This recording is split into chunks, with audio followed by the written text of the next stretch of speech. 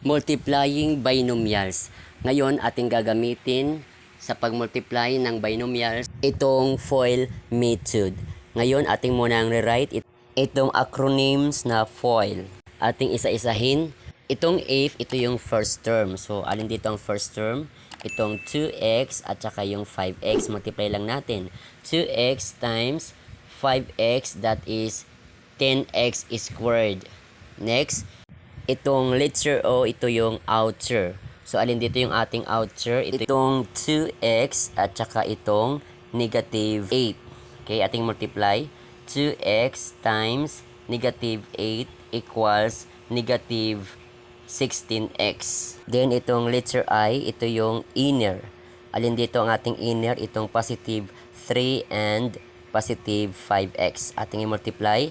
3 times 5x equals 15x. Next, itong letter L, ito yung last term. Alin dito ang ating last term? Itong positive 3 and negative 8. Okay, ating ang i-multiply. 3 times negative 8 equals negative 24. Then, ating nang i-combine yung like term. Okay, yung walang kapartner o kamuka o kaparehas, ating lang i-rewrite. So, just copy lang itong 10x squared. Then, itong negative 16x saka 15x ating ipagsama. Magkaiba yung kanilang sign. Tayo ay magsasubtract. Then, kukupihin natin ang sign doon sa malaki na number. Okay? So, ating subtract 16 minus 15. Ito ay 1. So, ang kanyang sign dito ay negative. Then, kopyahin ang common variable na x. So, ngayon nilagay natin negative x. Okay?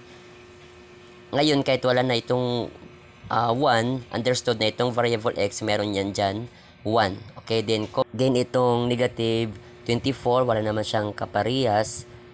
Itong constant, so, ating lang kopyahin. Okay? Negative 24. So, itong ating product, ang ating final answer, 10x squared minus x minus 24.